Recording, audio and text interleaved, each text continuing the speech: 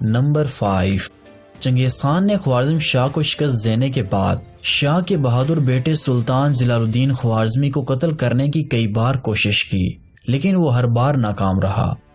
ایک بار جلال الدین نے چنگیز خان کے ایک ارخون کو عبرتناک شکست دی، جس کے بدلے میں چنگیز خان نے خود حملے کا ارادہ کیا، لیکن راستے میں ایک بامیان نامی شہر نے منگولوں کا راستہ روکا، جہاں پر خونریز معرکہ ہوا۔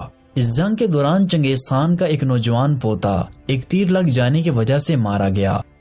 اس کے بعد خود چنگیز خان نے ہراول دستے کے ساتھ اس شہر پر حملہ کیا اور شہر فتح ہو گیا۔ چنگیز خان نے اس شہر سے اپنے پوتے کی موت کا بدلہ اس طرح لیا کہ اس نے پہلے تمام انسانوں کو قتل کرا دیا۔ جب اس کا غصہ ٹھنڈا نہ ہوا تو اس نے بامیان شہر کے تمام جانوروں تک کو ذبح کروا ڈالا۔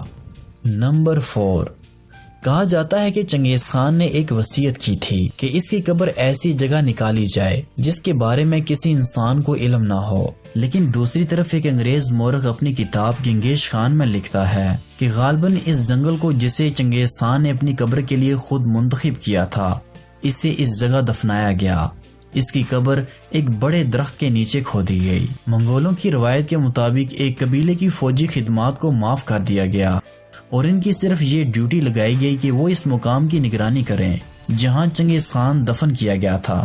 ان درختوں کے جھنڈ میں ہمیشہ خوشبو جلائی جاتی، یہاں تک کہ اطراف کا جنگل اتنا گھنا ہو گیا اور دوسرے درختوں میں وہ بڑا سا درخت کھو گیا جس کے نیچے چنگیز خان دفن تھا اور اس کی قبر کا کوئی نشان باقی نہ رہا۔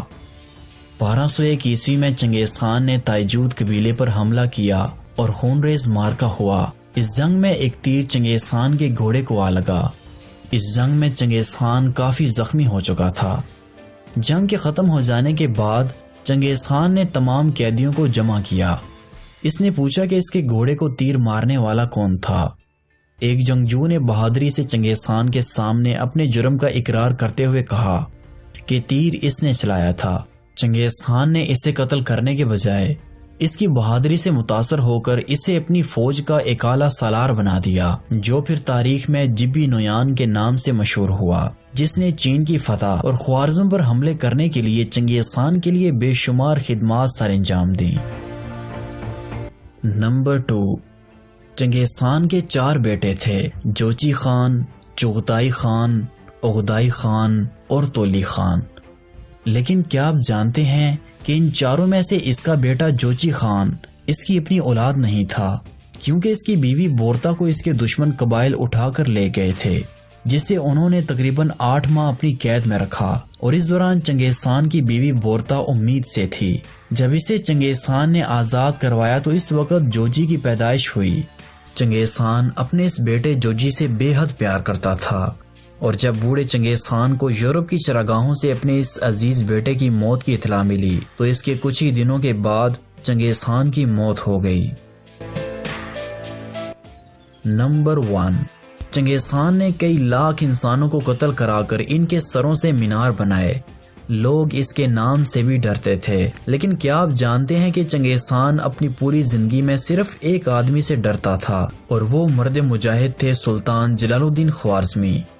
جلال الدین خوارزم کا شہزادہ تھا جو بے حد بہادر اور جانباز تھا۔ اپنے باپ خوارزم شاہ کی شکست کے باوجود سلطان نے منگولوں کے خلاف جہاد جاری رکھا۔ جلال الدین گوریلا وار کر کے ان تتاریوں کو ناکوں چنے چبوا چکے تھے۔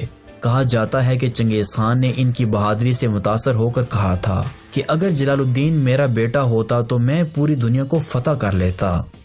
سلطان جلال الدین ساری زندگی تتاریوں کے خلاف لڑتے رہے۔ اس دوران سلطان کو کسی اسلامی سلطنت کی جانب سے کوئی مدد نہ ملی، یہاں تک کہ خلیفہ بغداد نے بھی سلطان کا ساتھ دینے سے انکار کر دیا۔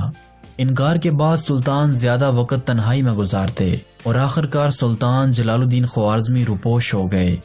اس کے بعد کسی کو یہ معلوم نہ ہو سکا کہ سلطان کہاں ہے اور کس حال میں ہے۔ کئی سالوں تک ان کے متعلق عجیب و غریب داستانیں مشہور ہوتی رہیں۔ کبھی یہ افواہ اڑتی کہ وہ فلاں بستی میں ایک درویش کے لباس میں دیکھے گئے ہیں، کبھی یہ قصہ مشہور ہوتا کہ وہ کسی جنگل میں گوشہ نشینی اختیار کر چکے ہیں، اور کبھی یہ خبر آتی کہ وہ دنیا کی نگاہوں سے چھپ کر تتاریوں سے آخری جنگ لڑنے کے لیے جانبازوں کی ایک زبردست فوج تیار کر رہے ہیں اور اچانک کسی فلاں مقام سے ظاہر ہوں گے۔ چنگیز خان نے ان کی تلاش میں ملک کا کونا کونا چھان مارا۔ سینکڑوں آدمیوں کو جلال الدین سمجھ کر چنگیز خان نے انہیں موت کے گھاٹ اتارا اور اس کا سراغ لگانے والوں کے لیے اس نے بڑے بڑے انعامات مقرر کیے، لیکن جلال الدین خوارزمی کا کچھ پتہ نہ چل سکا۔ بعض لوگ یہ بھی کہتے تھے کہ وہ ایک عام سپاہی کے لباس میں تاتاریوں کی کسی چوکی پر حملہ کرنے کے بعد شہید ہو چکے ہیں۔ بعض لوگوں کا یہ خیال تھا کہ انہیں قوم کی کسی غدار یا تاتاریوں کے کسی جاسوس نے قتل کر دیا ہے۔